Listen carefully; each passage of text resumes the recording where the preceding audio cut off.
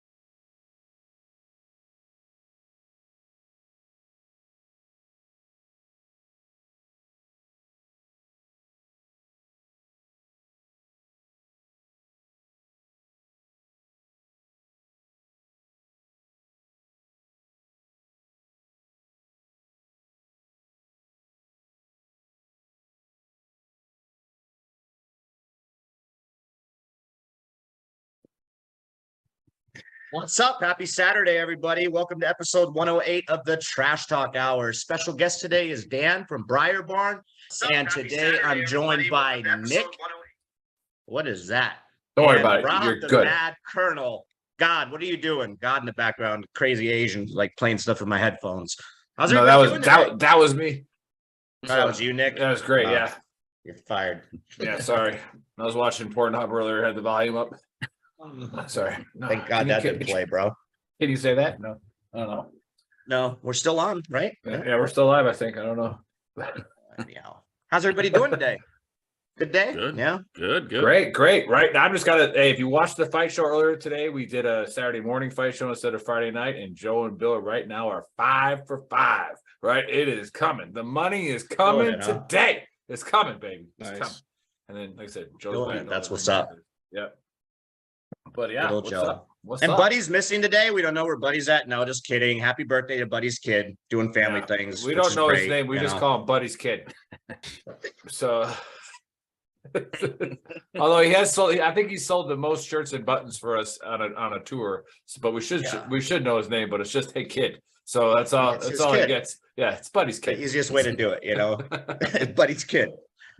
But anyway, we will kickstart this dumpster fire with another conspiracy that I Googled yesterday. I think I sent the photos to Chris yesterday. I'm sure he's going to upload them right now. And as you all know, I'm really big into the UFO thing and the alien thing. And today we're going to talk about the landing case in Zimbabwe. Okay. So back in 1994, this UFO was flying around in this little small town in Zimbabwe. And hundreds of eyewitnesses saw this UFO flying around. And then after like 3 or 4 days, it actually landed in a school, like in their playground. Okay. 70 to 80 kids, and the ages were like from 5 to 8, witnessed this UFO land. Aliens got out of the UFO and then started talking to these kids telepathically. Okay. So Right. like just like straight up like telling them about the environment and how like technology is dangerous, all kinds of crazy shit. Okay. UFO took off. A week later, this doctor came in town from Harvard. All right. He's a Harvard psychiatrist. He brought camera crews in and everything to interview his kids. And they separated all the kids during the interviews. Okay. And had them draw what they saw. Okay. So they weren't like sitting next to each other drawing these pictures. They were isolated drawing these pictures. And obviously the pictures that you see right now on the page, those were the pictures that they drew. The guy's name was John Mack. He was a Harvard psychiatrist. After all that was done, they went back. John Mack died in a car accident in London. Not sure if he got Epstein or what the hell happened with that. He got Clinton. He got Clinton or something, but he died. Okay. And long story short, they brought all these people back because it happened in 1990. What did I say? 1994. So Yeah. they interviewed all these people later on. There's a movie about it. And, the fascinating thing for me is that these kids all drew the same pictures, even though they were isolated. Like these kids weren't actors at the age of 5 to 7. So I do actually believe that maybe something occurred on that day. Okay. There's a lot more to it. Like I said, there's a movie about it. There's documentaries. New York Times did a huge article on it. Something definitely went down. And for like over 67 kids to like, talk about the same message that apparently these UFOs, these aliens sent to them telepathically, and then witnessing these spacecrafts and everything. I'm a big UFO guy. I think something happened. I don't think the guy like just got into a car accident and died. I think maybe the government wanted to cover it up, So yeah, I'm going to say yes, something went down, whether it's US technology, Russian technology, Chinese, whatever it may be, but something landed on that day. These kids saw something, and then maybe there was a cover up behind it. And then apparently when I was reading on all this, a similar situation happened in the 60s in Australia, where a UFO landed on by a school as well. And there were like over 300 witnesses. I don't know much about that one because I didn't really research it. So it's obviously a thing that occurred, more than once. So hard yes for me. It happened. And that's my take. Dan, what is your take? With conspiracies, I've worked with government intel agencies and they're not that good. So I never figured out like how anybody keeps a secret. So I lean towards they saw something, but I have 4 kids, man, and 5 to 7. I mean, they're seeing stuff that, and then they talk for 2 or 3 days. And then you got a Harvard guy mixed in. I don't know, man. It's there's a lot of doubt in me there, but I want to think there's somebody smarter than us out there.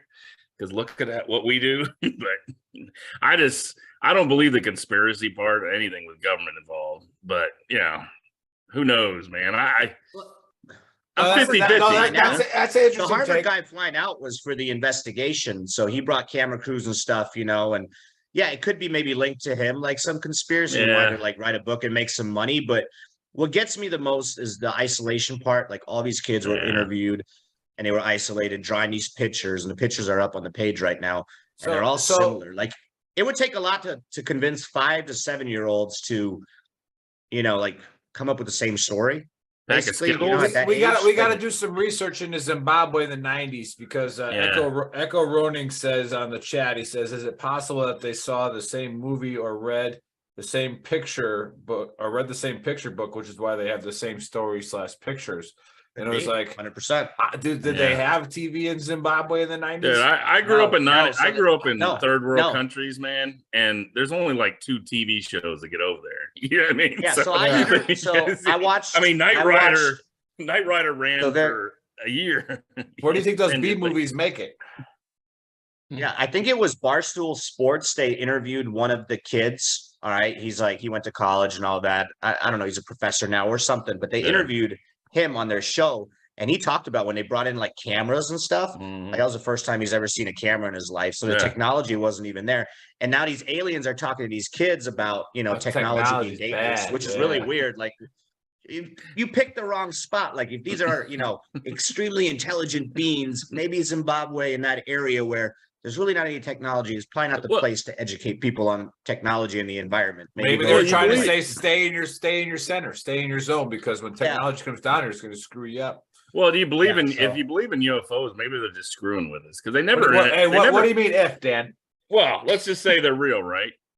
If I was an alien species, I'd come down and screw with Yeah. people. I wouldn't find the most advanced area. I'd go hit Zimbabwe, like, you know, rural Australia in the 60s, and then somewhere with no cameras, right? So Right, maybe they right. know. I don't know. I mean, that bolsters the argument, I guess. Yeah. Yeah. Okay. So you're like in between. Maybe something happened. Now you got you're me not quite convinced. sure. I think they're screwing with us. So there are UFOs. I'll give it that. That's the Alien- first time I thought that. I mean, the government said that there was UFOs. Yeah. last a couple months ago. Yeah. Yeah, I mean, June they declassified a lot, and a lot of European countries have declassified, and they're calling them UAPs now. They're not UFO is not even the term used anymore. It's unidentified aerial phenomena, you know. Mm. But it's all over the news too. Like every news channel is talking about that shit now, but that in itself could be a big That scares cover me. up or a conspiracy to scare us to think that there's some outside threat. You know, you could get me going for hours now. Well, When it actually isn't, and it's to bring in the New World Order and World War. Did it say government. No, but Pfizer on anyway, the side? We'll talk about that some. We'll We'll talk about that some other time. You know, Dan. Rob. What's your take on this? All right, so I'll keep mine short and sweet. They You're a just pretty released, smart guy, Rob. yeah, they so, just you released know. the sequel to this, right? So the UFO is probably made out of vibranium. There's a aquatic version of this, and then maybe that's why the guy died on the way to London, because he was followed across the ocean and killed. And these people, maybe it's not Zimbabwe, maybe it's Wakanda, maybe it's the Wakandans coming out early and identifying themselves, and then 30 years later they make a movie, and then they make a sequel. Yeah. Hashtag recast Chadwick Star Boseman. Trek 4 with the whales. I got you. Yeah. Mm. I'm on it. no, Star That Trek was 4 an interesting take, with the okay. humpbacks is very telling there. I like that reference. Yeah, it's. I mean, these movies, they got to come from somebody, right? Yeah, Like, I mean, there's no original thought in Hollywood, so it had to come from somewhere. nobody just thinks I'm going to go back in time and save humpback whales, right? Nobody just thinks that, right? Yeah. So, like, that had to have happened. Just saying. somewhere. Yeah, for Yeah. sure. What's your take, Nick? Is that it? It Well, happened. No. Again, like I'm a believer in UAPs, right? Yeah. So Yeah, Monica's talking about how I live next to Area 52 or whatever, but no, Well, I know you're going to talk about Monica- your. I don't even know what Area 52 is. Area 51. she But meant 51, but Yeah. she's from UCLA, so Yeah. she can't count. So we've already went over this. we love you, earlier Monica. today. Thanks for tuning in. No, Yeah. Monica was flexing her schooling background earlier to me today about spelling, and now she can't write 51. So that's a UCLAism.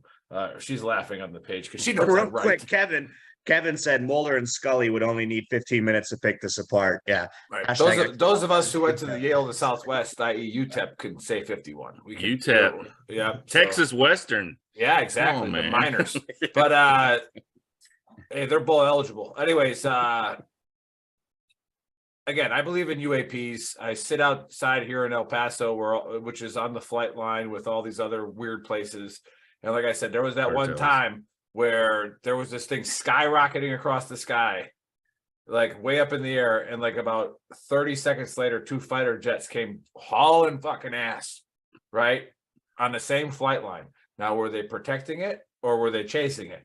Like, what were they doing? We don't know. It's a UAP, right? we don't know. But I got to go with this happened. And I think that, you know, because the aliens created the earth, right? They created all the technology that we have. We've seen this in movies. It's obviously true, right? Like they bury stuff in the ground. Chariots of the gods. Right. Exactly. You know, the life of Brian, you know, the aliens came, picked him up, you know, when he was about to get in trouble and got him out of trouble because he was an important person for the alien, you know, cause. I got to think they went to Africa and they picked Zimbabwe because they were like, hey, stay away from the technology. The technology is probably from a different alien, like, universe. So competing aliens. That's a consensus that they actually are coming down because their planet got destroyed by technology, and now they see that we're using technology, and they don't want that to happen. Can we challenge them? You know, hundreds of years or whatever. That's can what we challenge the aliens if they're listening to us to land on? It depends on which alien group you're talking about. So I think that the reptilians, there's like a bunch of the think Nordics, intergalactic battle, and then the people who actually first planted the seed in America, in the United States, and then in the world, I should say, United States is the world, in the world, right? They were like, hey, we got to go back and make sure that these guys don't follow the technology that these guys planted. Hey, right? Can I just offer a challenge to the aliens if they're listening? I mean, they're obviously listening to you guys, right? Well, yeah.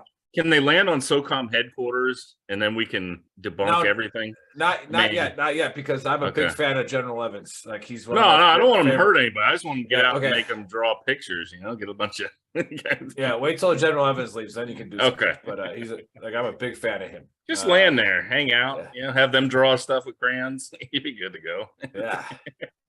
Chris is saying in the chat, the Baker, real quick. That Chris is saying, how did they know how to speak in English? Blah blah blah. I replied.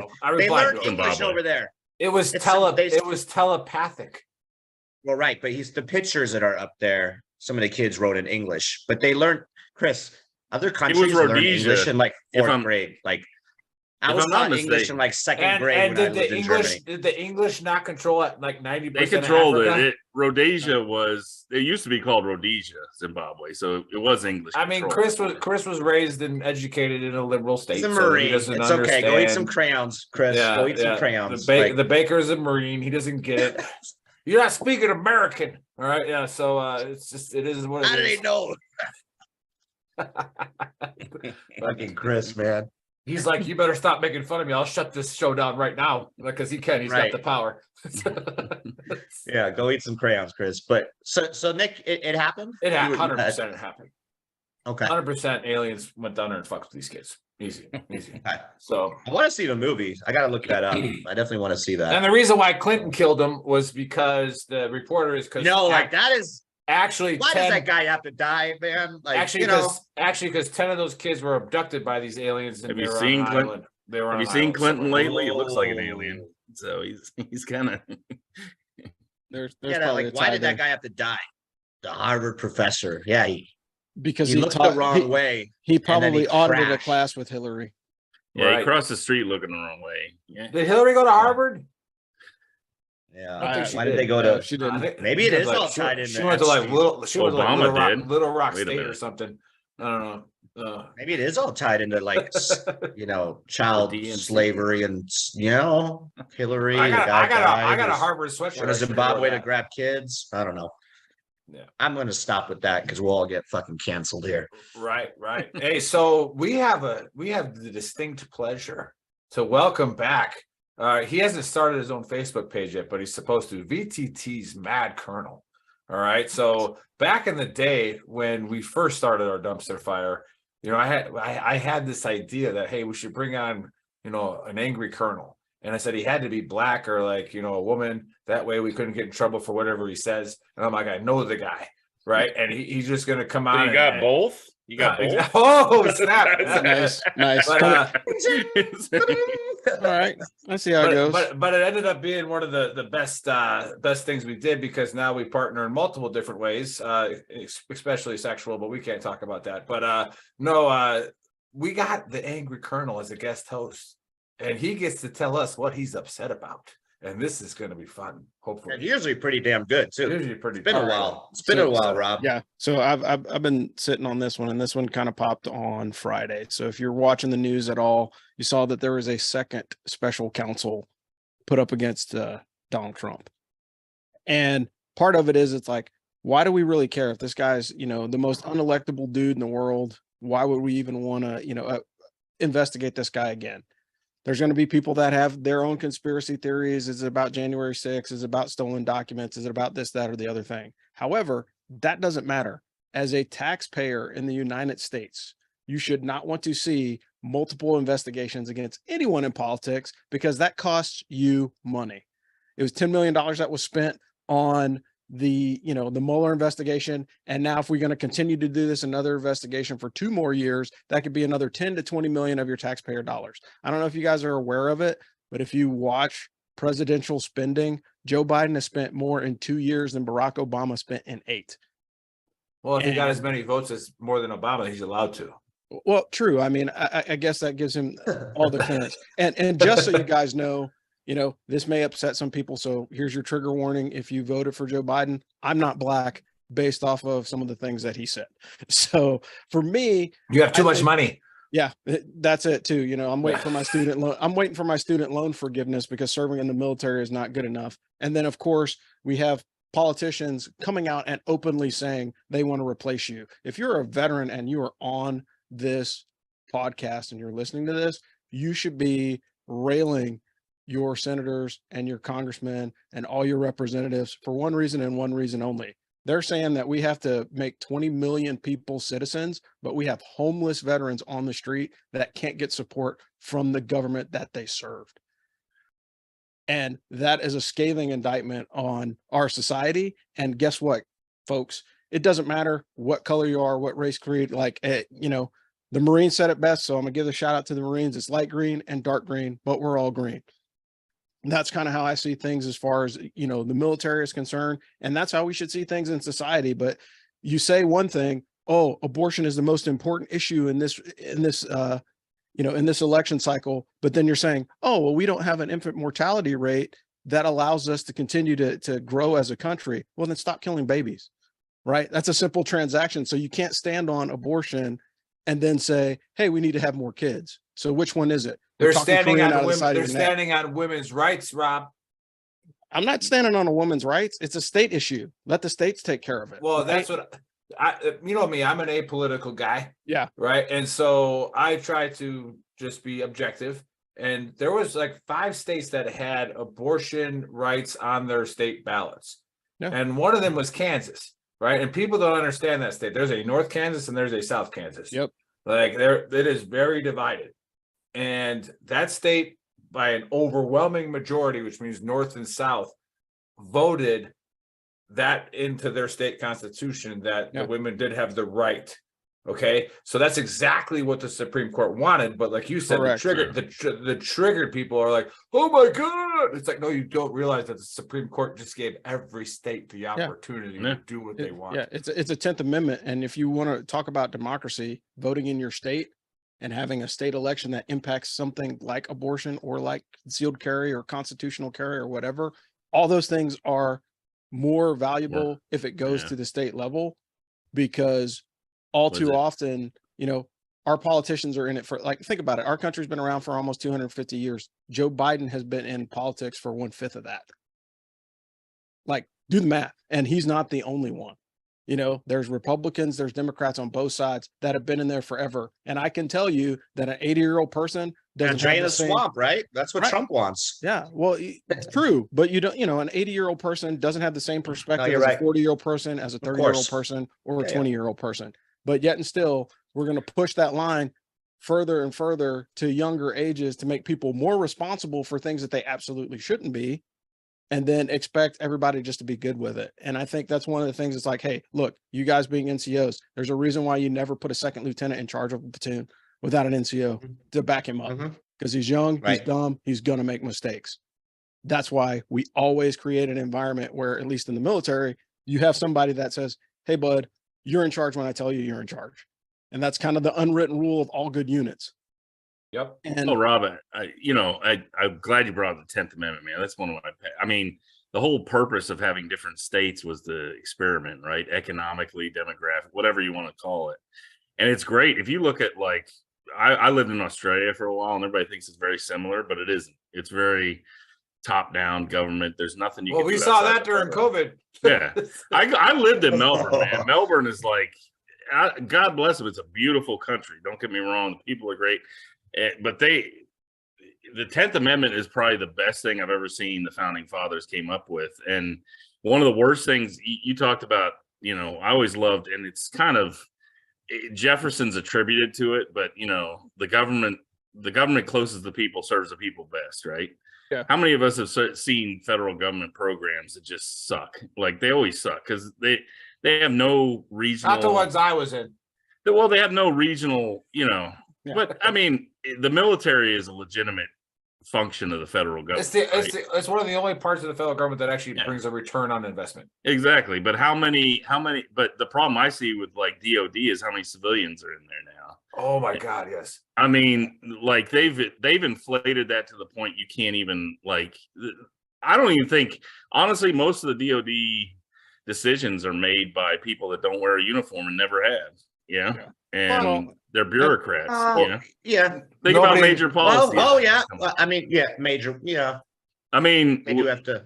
It sucks, and they're a huge part of all the government programs. So I won't get too much into that, but like it does kill me when you see like local government. How many people can name their state senator? Oh, I say this all the time. That you state senator.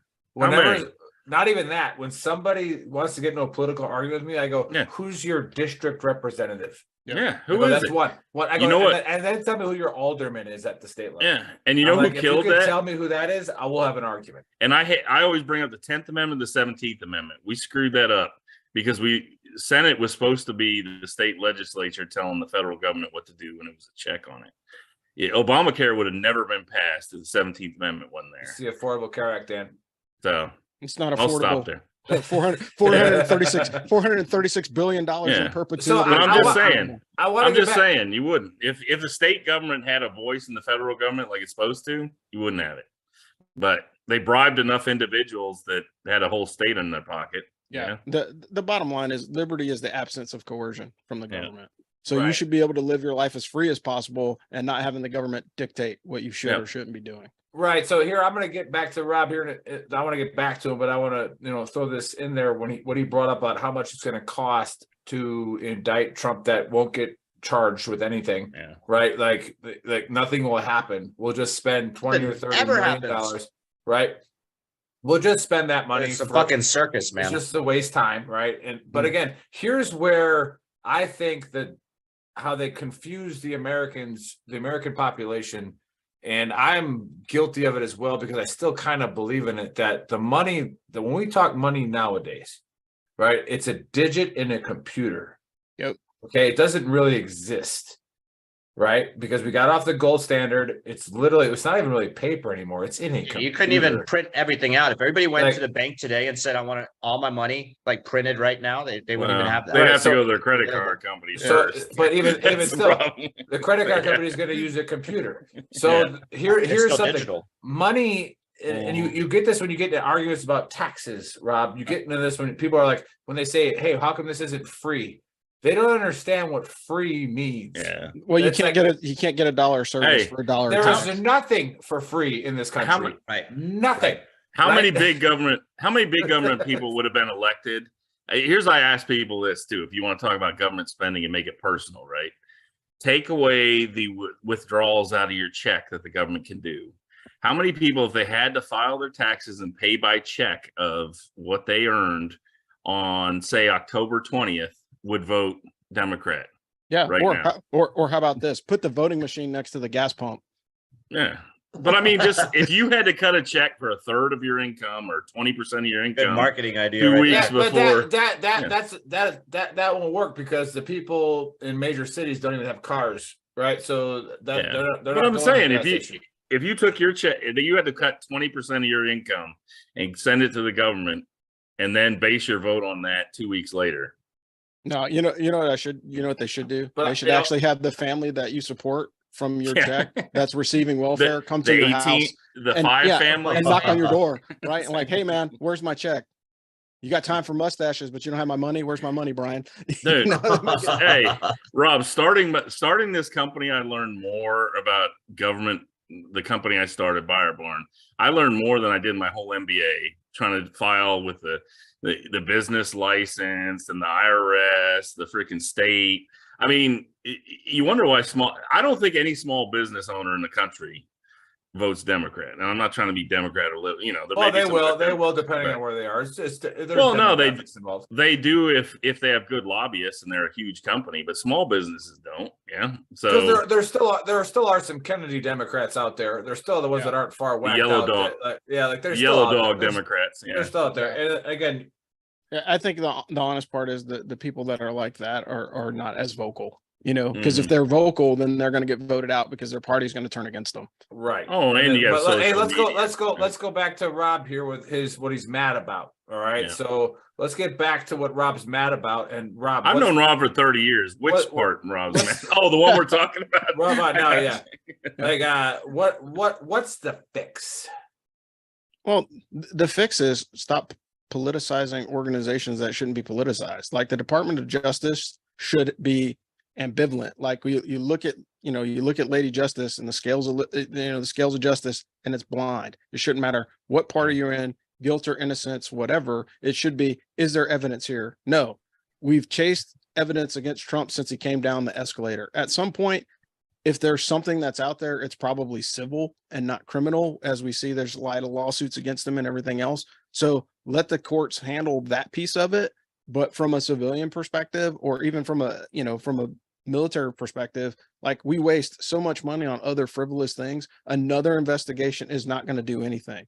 Or if you're going to do an investigation, let's do a simultaneous investigation on the Hunter Biden laptop and then Trump's involvement in January 6th.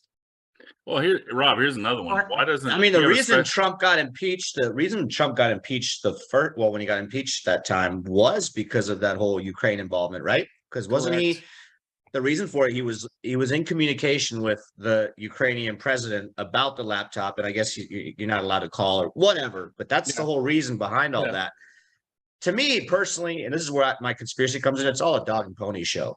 Yeah. I think it's all staged to keep this massive divide between both parties, and then to keep us divided. Because if everybody came together and just believed in the same thing and had the same goal, then the establishment would get crushed. Like exactly. Clinton in her emails, nothing happened with her. Biden and his laptop, nothing happened with him. Trump, the impeachment, nothing happened. It's all lions and wildebeest, man. That's the easiest way to show it, right? If I can carve away the wildebeest that's weak, then I can just pick him off at my leisure, because I'm not going to be able to attack a strong front of all. Well, Rob, another one that I think might be a solution is the Brits have they have a lot less. You have a lot less lawsuits over there because whoever loses has to pay the legal fees. I wonder if you could do that against the government, because one of the problems you have is that there's multiple places where when the federal government comes after you, I mean, they have like a 92% conviction rate or something crazy, upper 90s, something like that, because they have so many. All of us have broken a federal law probably in the 10 minutes we've been talking, because there's 42,000 and no one knows them all. Yeah. But what happens is there's unlimited funds. If it wasn't Trump, if it was one of us that they came after, we just plead guilty. Done. Yeah, we plead guilty. So why not have it against the government too? If they spend $200 million coming after, freaking Nick, Dave, Rob, me, why not? Hey, the equivalent we get to spend, and the lawyers will go after that if you make it a law. So I mean, the problem is there's nothing. The federal government has so much power against an individual that if you weren't Trump, you couldn't even defend this stuff. You just give up. So I think that's a solution too. It's all smoke and mirrors, in my opinion. It's all smoke and mirrors. Well, right. It's all about division. That's all it is they just want to keep us divided. They're always. I don't care if I have to read the most liberal history book in the world. right? The most liberal one, and then read the most conservative one, which aren't many, but it's probably mostly if you read an autobiography, which is truth, it's probably considered conservative, right? So like read both of those. There has always been a slave force. Yep. All right. Always. All right. Whether they were forced or whether they were forced by by imprisonment or certain kind of laws, or they were forced by taxes and zoning. Right. Like, so I can get my labor force.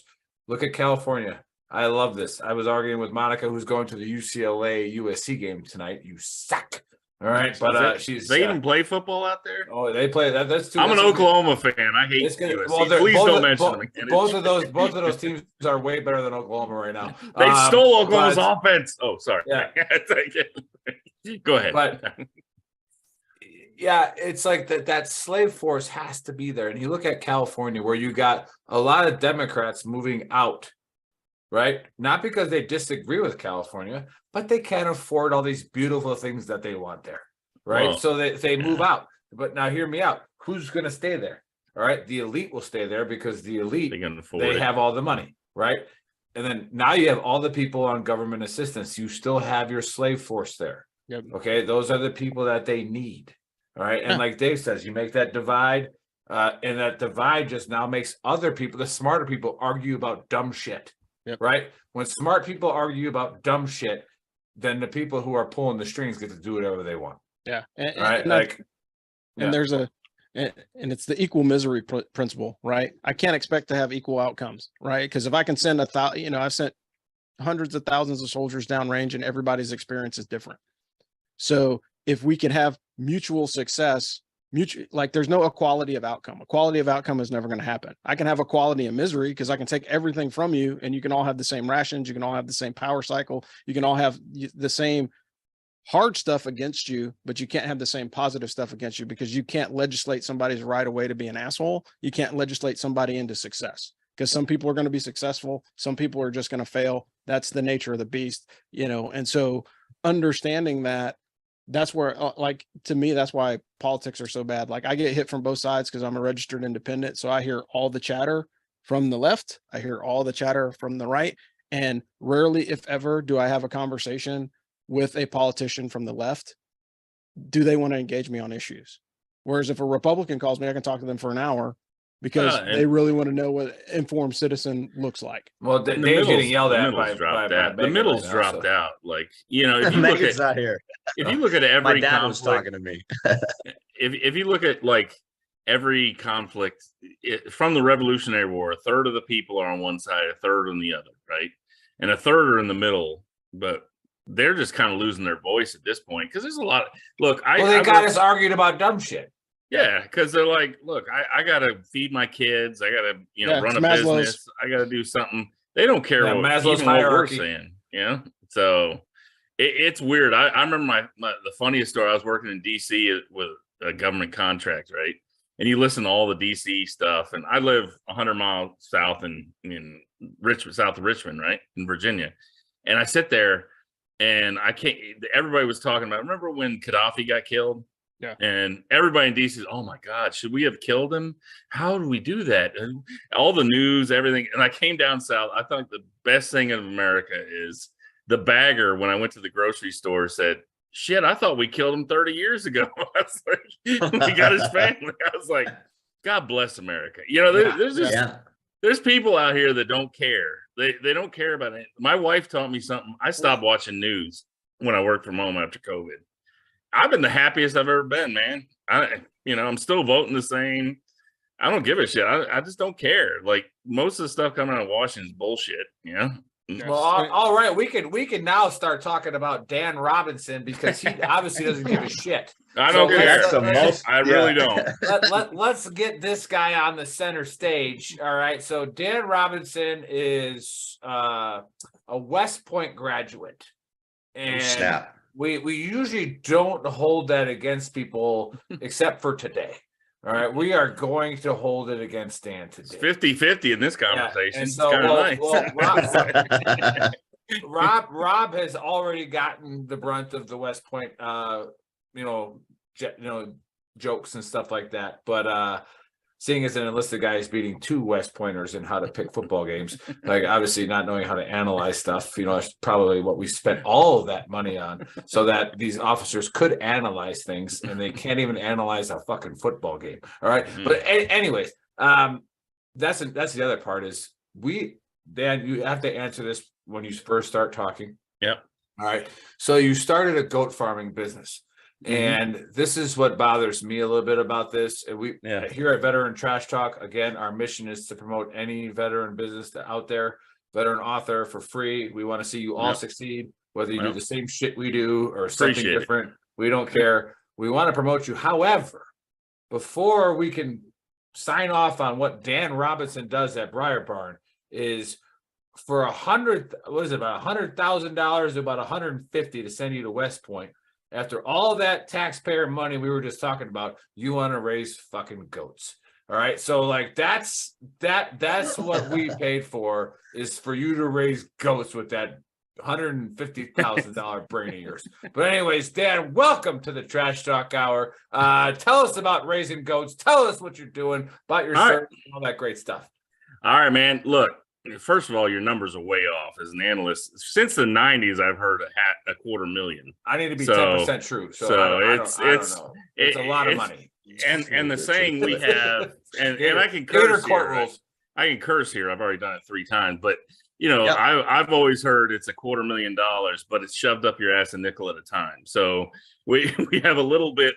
It's a little rough. I mean, you pay for it, right? Like we didn't have a student loan, but we had to go deal with the Army in general. Here we go. Yeah. But the struggle was real. The struggle's real, man. So we had to put our uniform on. We had to put on uniform. The normal kids are in college. We had to talk to people. Yeah. That major pay and that colonel pay is so shitty. Yeah. Shit, I didn't touch major, so I'm good. Well, everybody makes captain. Look, I got out as a captain. That's why you're here. That's why you're here. I look at Rob like they promoted you to colonel. Good Lord. We just went to our reunion, and I'm like, holy crap, these guys are still like, these are the guys we hated. Because no, I mean, come on, it's a lot of us get out at 7 years, and everybody goes, "Wow, that sucks." What are you doing? I'm like, the railroads in the U.S. were all built by us. That got out at 7 years. They're built by Chinese. Yeah, well, we use Chinese and Irish. 7 years? Yeah, just south of 7 years. I got about 6 and 9 captain? months, so. Did you make it to captain? You made it to captain. Everybody makes it to captain. You have to make it to captain. Yeah, you gotta be. You gotta be pretty bad not to make the captain. I know a guy who didn't make. The first lieutenant. I ran into a guy. I'm not kidding. That didn't make it to first lieutenant. I was like, oh my god. Oh. Yeah. And after you talk to him for 5 minutes, you figure out why. Yeah, he's like, I'm like, oh my god. But anyway. Hey, but no, I mean, it happens. We get out, we go do stuff, and I learned a bunch of stuff that's still useful. I mean, they give you a great education. I can't complain about that. I've met great people. Some of my NCOs I still talk to. I love those guys. I mean, they taught me so much shit that I wouldn't have known. Just how to deal with people. What was your branch? Field artillery, man. So I got out. Okay. I went to the 101st after I got out, and I didn't like light too much, to be honest with you. And I went to Korea. Were you airborne in 101st? No, I was not airborne. No, they were fake airborne. I know. Dude, we land. That's why I asked that. Yeah. We're actually operational. I'm like, Dan, you brought us a leg. You brought us a leg. Death from a bus for the 82nd for you guys. That's what the Panther is, stealth and cunningness, right? And the arrow down is death from above. Okay, death from above, baby. Yeah, I heard death from a bus in the first Gulf War. My dad used to tell me, and he's airborne. But no, man, I'm not trying to insult you. I respect anything you did. I lived with my first house at the 101st was 2 infantry guys and 2 other field artillery guys. They all had airborne wings. I mean, so you had to cook dinner every night. I do it anyway. Look at me, man. I'm not skinny. Shit, I cook now.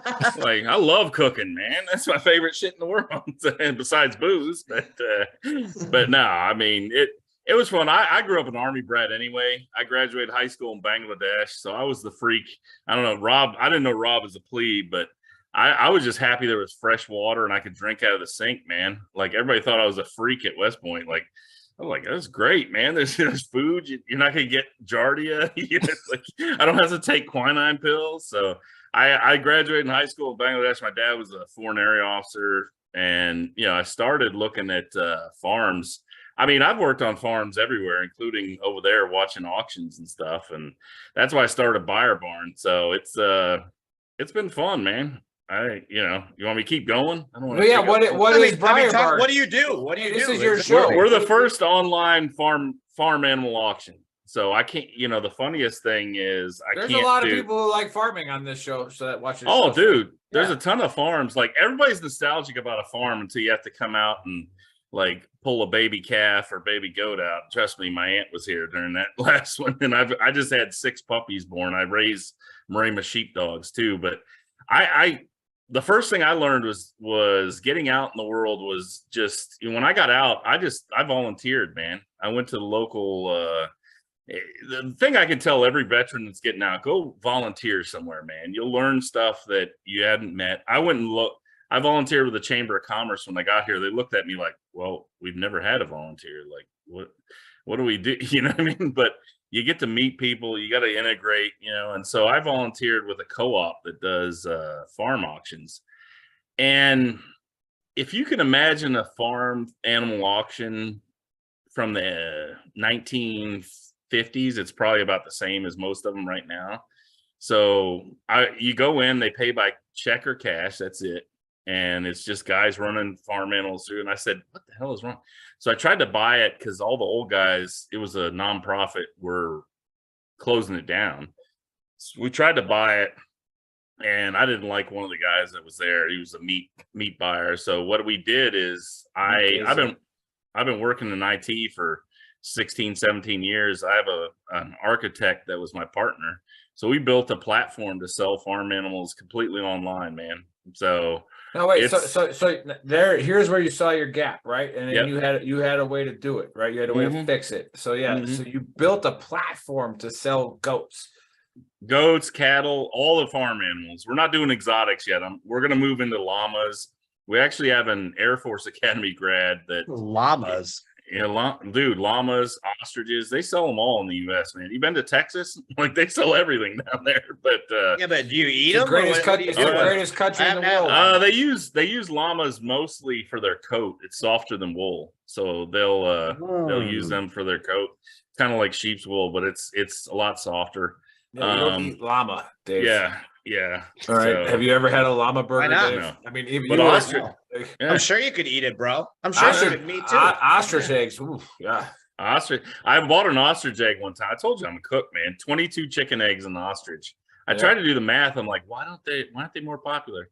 Well, you need a drill and a chisel to get through them, and they only lay 1 egg every like month and a half. So the math doesn't work out. But no, we sell chickens. Chickens is probably our biggest seller, then goats. And I mean, since COVID, backyard chicken sales have gone through the roof. Weird. So yeah, people are just trying it out. So we started it, and it's been great. Dan, let me rewind real quick for the viewers too, and maybe I missed this portion. So it's all done online. But do you have your actual own farm, right? I have my own farm. No? Yeah. Okay. Yeah. Okay. I started a farm in 2000. I've lived kind of agriculturally my whole time. Even when I was in my last post in Oklahoma, I lived across from a cattle ranch. So I go talk to the guy and figure out and I always loved to farm. And so in 2017, I bought a farm out here outside of Richmond, between Richmond and Norfolk in Southeast Virginia. And man, I tell you, my grandfather used to have a saying. He was from Massachusetts. He said if the country had been settled from west to east, nobody would have gone to New England. It is hard as hell on the East Coast, man. I go to my brother-in-law's in Indiana. And I'm like, dude, it's all cleared. Like, it's all like there's no trees. So, but I've been clearing this property and I'll be honest, agriculture for veterans, it's awesome, man. It's an outdoor experience, which you don't get in the civilian world. You're not sitting behind a computer. You are a little bit to sell your product, but then you go outside and it's varied, man. It's problem solving. You go out, you build a fence, and the problem is there's none in America anymore. I mean, small farming is kind of dying in the country, to be quite honest with you. Well, because it doesn't pay anything anymore with the regulations. It doesn't pay, and it's just there's regulations everywhere, and the government funds so much of agriculture right now that it.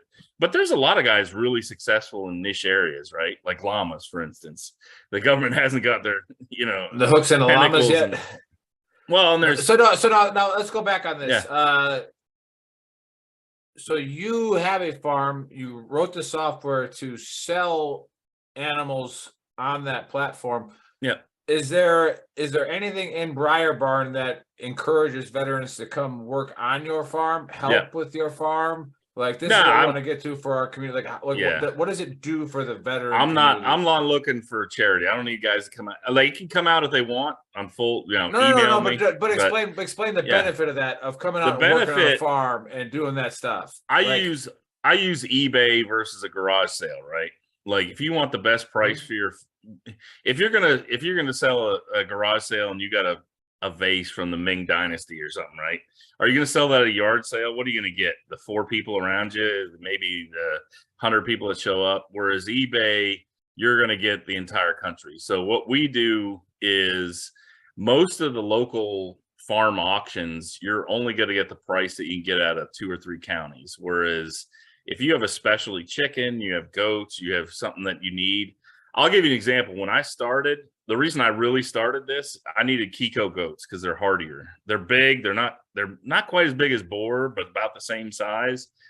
I had to go on Facebook. Every social media platform blacklist you if you say you're buying or selling animals. Period. That's it. That's all you have to do. I can't even announce what our company does on Facebook. I have to tell them to go to our platform and look. But I spent 5 weeks looking for Kiko goats. And I would just have to DM like every farm I found on Facebook or, and it took me forever, man. I was like, this is terrible. And I hate inefficient. I do that for my job, like realigning a lot of these IT networks. So I went in and I said, well, shit, we can just list it. And so what we did is it took me 5 weeks to find them. I went up with $600 in cash to buy 4. Now think about it. When's the last time you handle a $600 to $1,000 of cash you weren't deployed? You like paying some haji somewhere, but you know what I mean? Like it's unsecured. Well, I'm kind of baller. I usually have that on me all the time. So, the strip clubs know that too, right? So in ones, especially in Fort Polk, but, in ones, right? But I mean, you're going up there and doing that. So we built a platform where you don't have to carry cash. It's secure payment. You go up. If the animal's not healthy, it's canceled, right? You don't pay anything. So we've really worked on that and we built it up. And we're trying to work with veteran charities. Right now, we're offering veterans free listings to get the listings on because we kind of just launched in about 2 months ago. So we're giving veterans free listings, at least the first 5 that they list. And it's at Briar Barn. So it's BYRE. It's the old cow barn.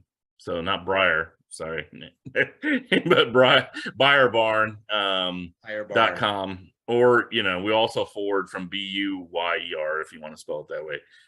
And anybody wants to sell, you got to go through a little process to sell it because we got to verify that you're legit, farm. And then, but it takes 10 minutes. And anybody who wants any, just write me at dan@briarbarn.com or look up BriarBarn.com / I got to stop because I got lost. Yeah. All right.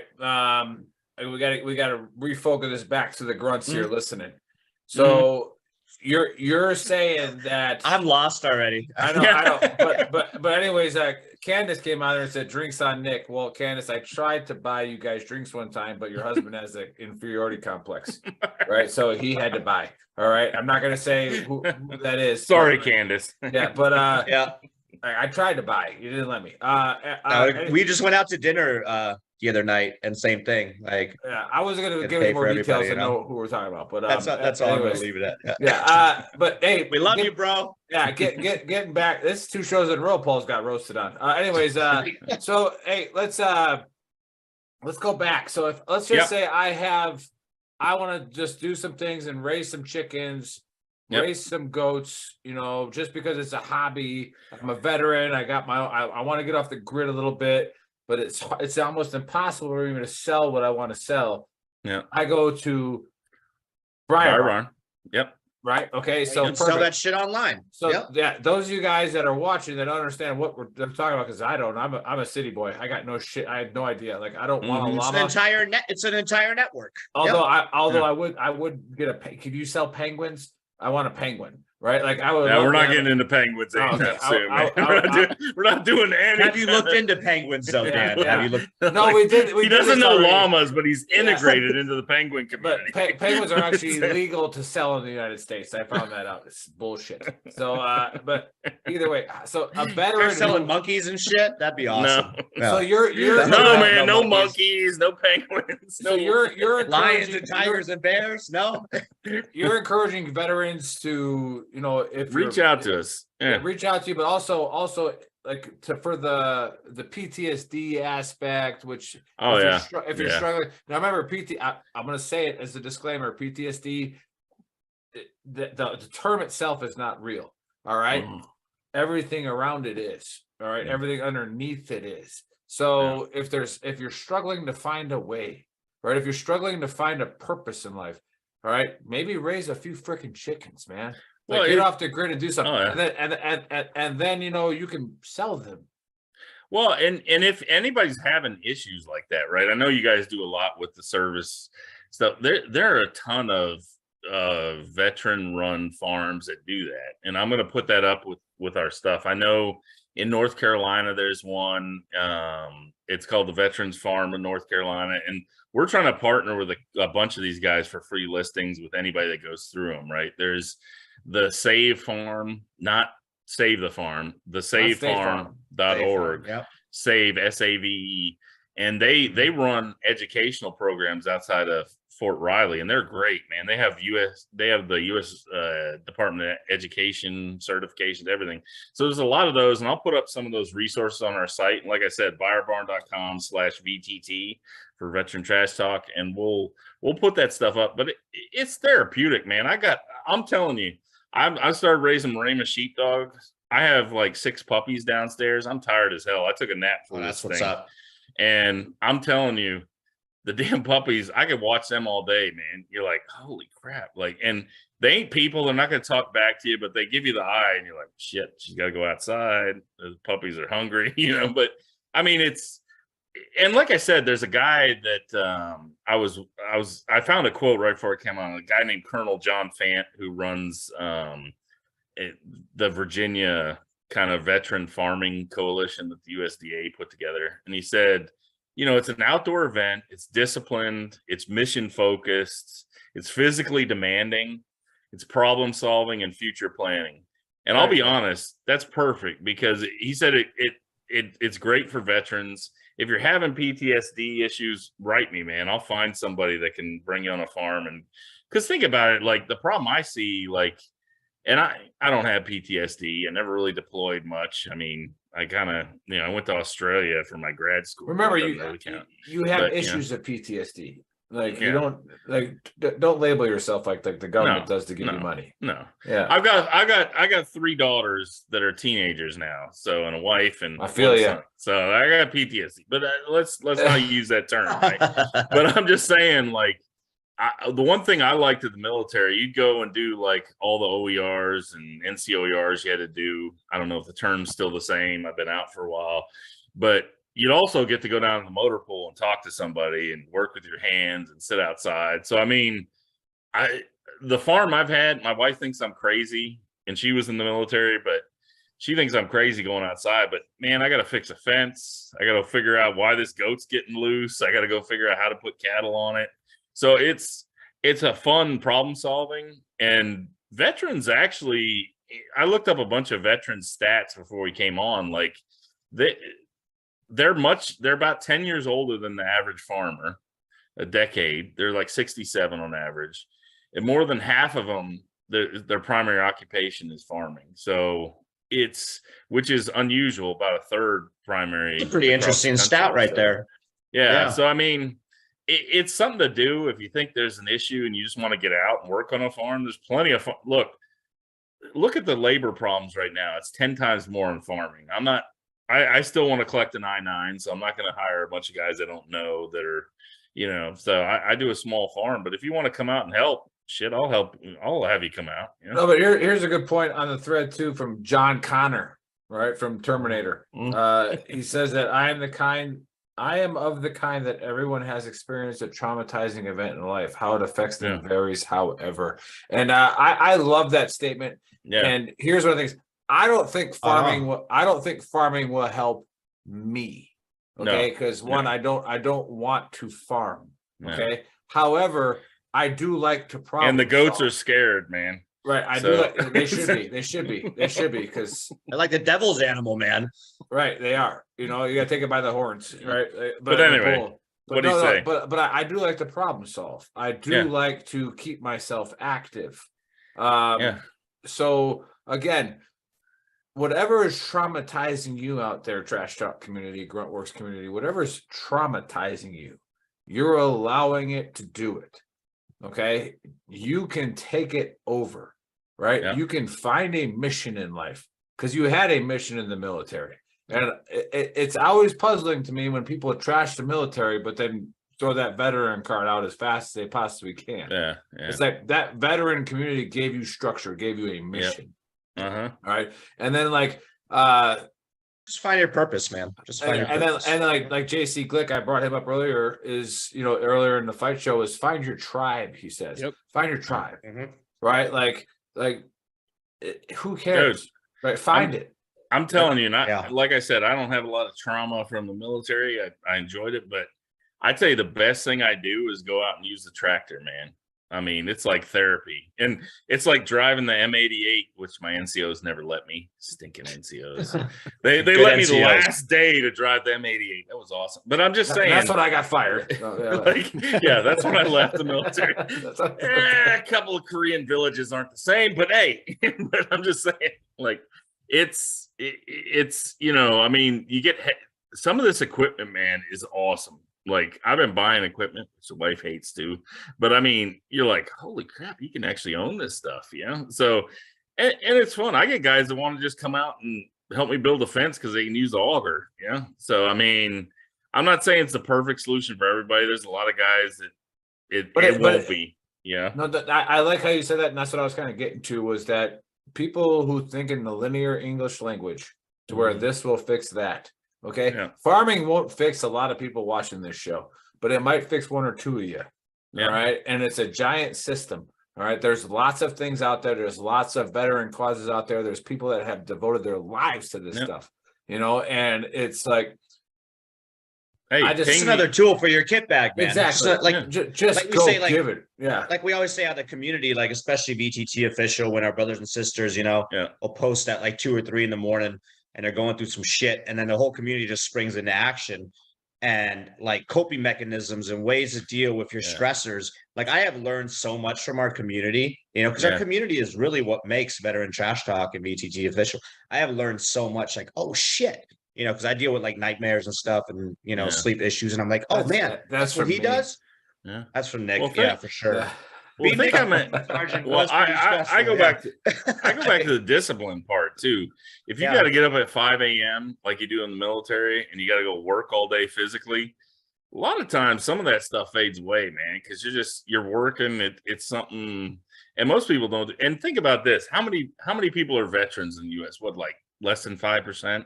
Less than that. It's the same number of people that work in agriculture. You know what I mean? It's stuff we've lost over years that I don't know.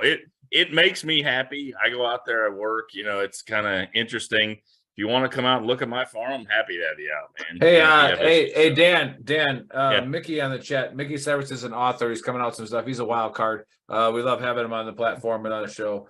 But he says, would there be an option to do vehicle maintenance and repair? Yes, there's a lot of options.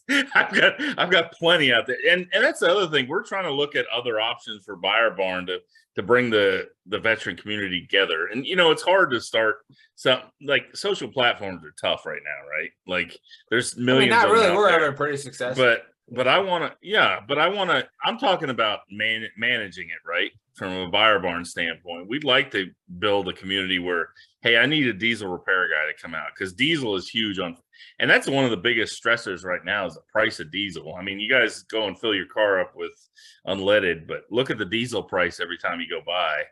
And I've got to fill my tractor with that every week. Yeah. It's like shit. So yeah, we're trying to do that. We're trying to look into other areas around that piece, like, the farming equipment and that kind of stuff to help. The other thing is there are programs the VA, like, I'll give you an example. In Texas, you can buy farmland as a veteran through a Texas. You know how the VA loan works for houses? I think all of you know. They have one in Texas to buy property because you can't just buy unimproved property with a VA loan. And so certain states have it. Every state has some different stuff around there, and the USDA has other stuff. So, yeah, definitely. I mean, if you're vehicle maintenance, man, if you're a welder, I learned how to weld after getting a farm. If you're a welder, I mean, all the blue collar stuff really works on a farm because I'd pay a welder right now to come out and help me with a grill because I have a welder and I'm terrible at it. My welds look like, fucking bead about this big in the line.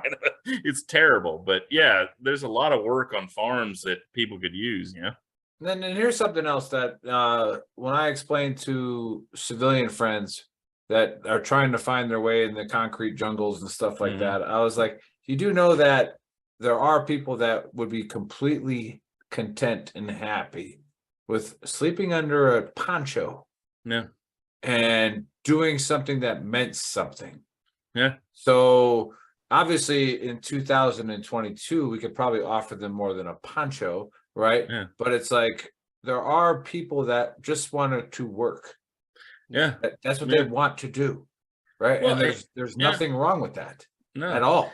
Like, there's nothing wrong with it. And my wife's been thinking about doing something for kids or something else with that because she's a teacher and God bless her because I can't stand middle schoolers, but she wants to do something with that. And the problem is there's people that want to working with your hands gives you something at the end of the day. And it's something you probably recognize from the Army. If you go down and fix a Humvee, and I was artillery, so it was a lot more equipment based, right? But you got to sit out. If a gun's down, you go down and sit out with your mechanics till 2 a.m. buying pizza, man. And I did that for as a butter bar. I did that for 2 weeks straight. My NCO comes up and goes, "Sir, they're telling us it's deadline at 5 p.m. so you'll buy them pizza." God damn it! Son of a bitch! But the E4 Mafia got you. Stop buying them pizza, sir. Yeah, the first day should have caught your attention when all the E4s were volunteering for the detail. Hey, no, they were all there. And this is Korea. They had nothing better to do. So it's like, shit. He goes, "Sir, you got to stop buying a pizza." I was like, and my smoke, I'm 6'2", and I'm a big guy. I play tight end, I couldn't make the lightweight squad. Did you play for West Point? I played lightweight with Rob.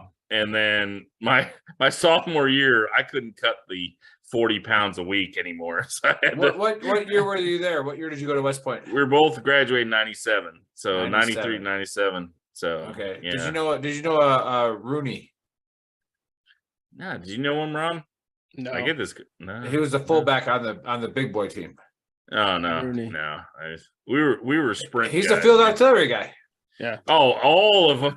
Look, every football player and hockey player was. You know what? I was 700 in the class out of 900, and I was still a genius in the. Brandon Rooney. Brandon Rooney. Yeah, I will tell you, if he was field artillery, that's not surprising because majority. That's all of us. Yeah, majority of the football players out of West Point, they used to say you can't spell fat without FA because that's where all the offensive linemen went. I'm triggered, man. I'm triggered. Yeah, that's where the offensive linemen went. The camera adds 10 to 30 pounds. 45. But they also, but they full up did an investigation at West Point because they had so many football players going field artillery. They're like, "Wait, what's going on with that?" And it's basically the dudes were on a team together. They were brothers, and they were like, "Well, if I'm going to end up going to war with somebody, I might as well go with somebody that I know." First, you bring up a second prosecutor, and then you bring up investigations. Come on, Yeah. Now you want to investigate. Now you want to investigate the football team? No. Anyway, yeah, he's probably right. Like we had, and it helped me, Rob, because I was in the bottom half of the class, but I was in the top quarter of the FA guys because all the hockey team went, all the football team. Well, say that again. That you were in the bottom half of the class, but you were about top of the FA world. So, Bill, are you watching? Are you listening? All right, all your officers are bottom of the class, but the top of their class. Here's the problem. So here's the problem with the infantry. The bell curve does not. The bell curve. Oh, the bell curve. The big old bell curve. All right, perfect. Move. Back me up on this. There's no bell curve for infantry guys because the top 10% of the class went infantry. And then everybody else that couldn't make any. Say that slow. Hey, Dan, say that slow for the audience. Hey, the best officers go where? Well, 10% of the best officers go infantry, and 90% are scattered everywhere else. Yeah, right. Because the Fort Drum guys, the largest portion go. I'm going to say you got 10th Mountain behind you. The 10th Mountain guys that were infantry. The Vicenza guy that went infantry is probably a fucking Harvard grad. If you're talking to West Pointers, the real trick is to find out what their first post was, right? So if their first post was like Fort Bragg, 101st, Italy, like if you talk about their first assignment, that usually tells you where they were academically in the class. So like if you meet a dude that was in Vicenza, that guy's like the bee's knees. He's going to be a medical officer at some point. That guy's pinning on a star somewhere. If he's Fort Drum of any branch, That's great. And the only other one that you got to be cautious of, like if you meet the infantry guy that went to Black Horse. Like, Like, no, I will give West Point some credit here. Hey, I'll give Chris a shout out because he went Black Horse and he was fourth from the bottom. Chris who? Yeah, okay, Chris Kennedy. He won't care. Chris Kennedy. Let's take his ass. But he tried to make GOAT, but didn't make it. So I'll give a shout out. When I was a first sergeant in Hawaii, I got this XO under this young lieutenant that was supposedly like the smartest guy ever from West Point in the engineering program. Like his name's etched on the fucking wall and shit, right? So like he made a mistake. All right, the young first lieutenant. What?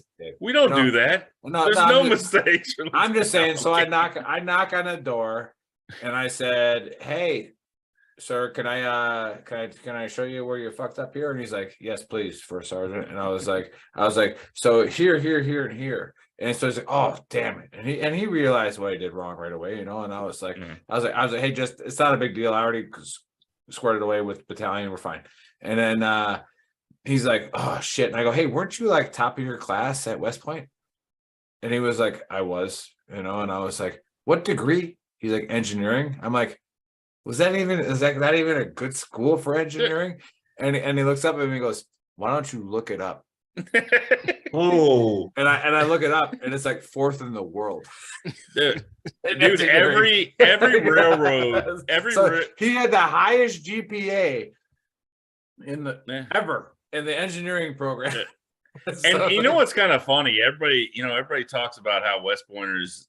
I think West Pointers get back to society, and I'm not trying to defend this, but because I'm not high on the GPA list, but I will say I love history and biographies. And if you look at West Pointers West Point was the first engineering college in America, and that's why and you look at the Civil War afterwards. I think almost every railroad was built by West Pointer.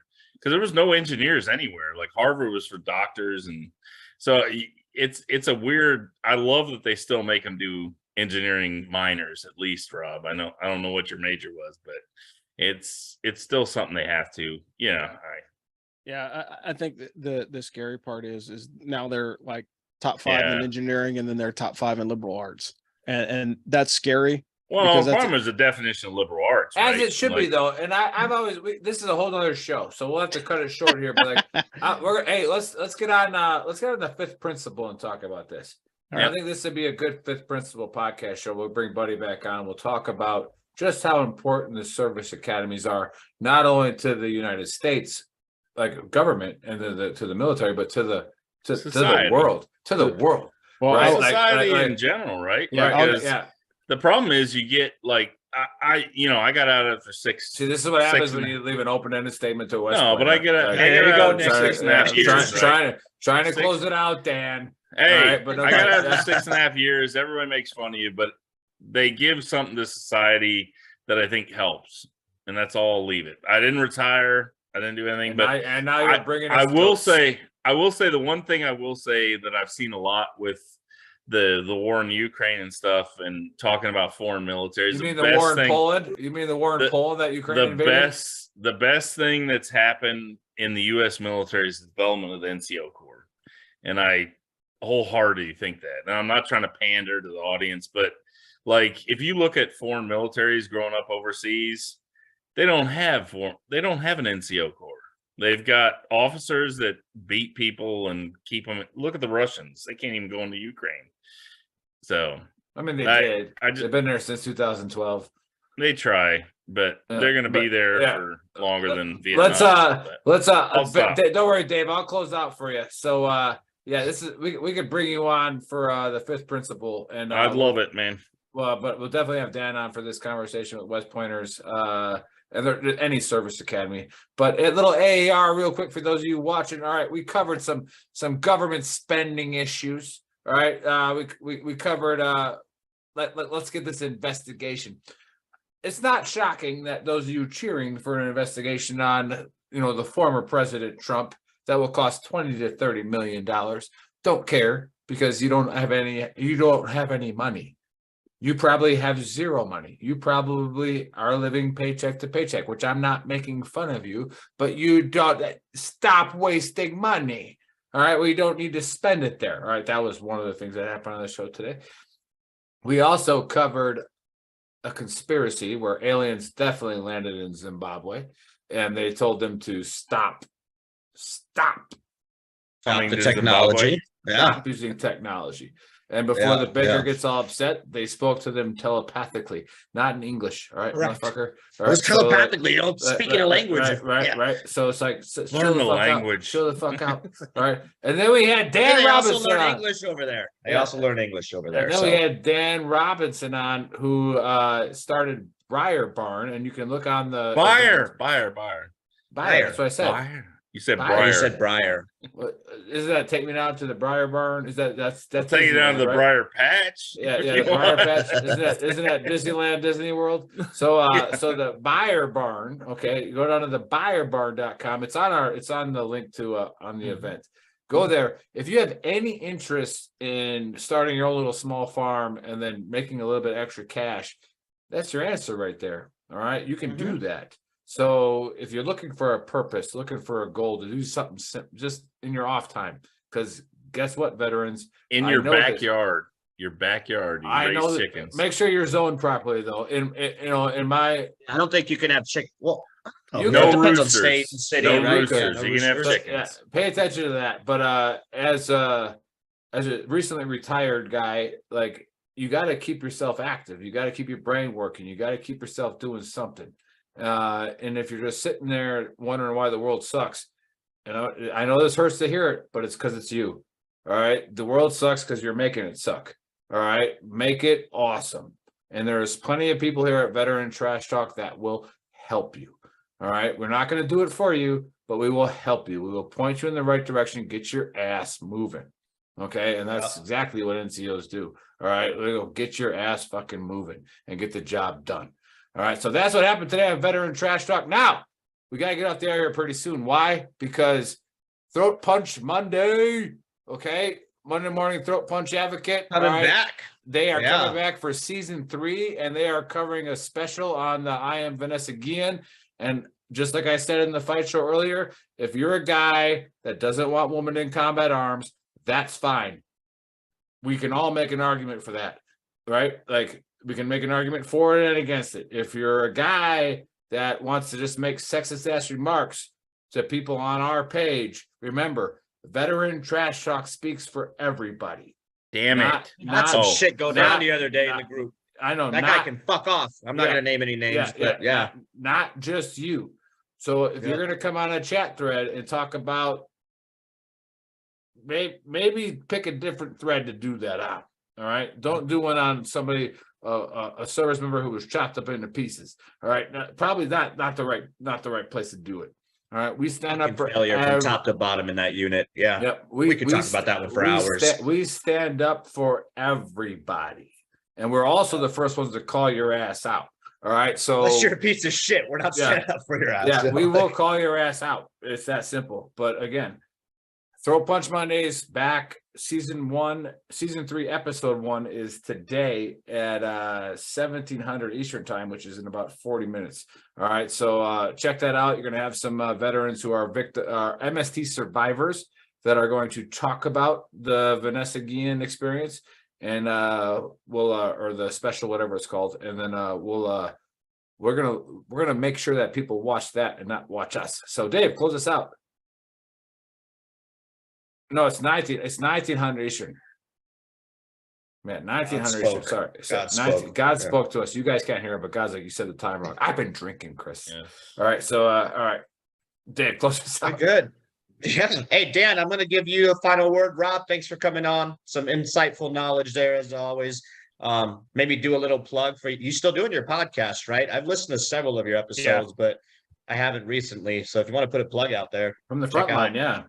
So I do philosophy from the front line, and hey, anybody at the Veteran Trash Talk Nation want to share your transition story? Let me know. I mean, these guys know how to find me, and I asked 5 questions, about your transition, and it's just a resource for those that need to have a community. And if you're afraid to come up on the net and actually have a conversation with somebody, I've got 60 episodes that you can listen to and kind of figure out some tools of the trade. And I do book reviews. I do all kinds of stuff to kind of keep everybody kind of focused in on their transition, because nobody's going to take care of you in transition other than you, right? Just like in the Army, if you want to have a good career, you've got to take care of yourself, because sadly, when left to make decisions for their own best interest, people will make decisions for their own best interest and have you fall to the wayside. And for those of you guys that don't know, Trigger Joe is on the Ask for Football college football roundtable every week, and he's killing you guys. Yeah, he's been crushing us, but he gives some great betting advice as far as college football is concerned, and it's a really good show, and we're damn proud of it, and we're damn proud to have Joe on the show with us. But I'll pass it back over to you guys, and I will pause there.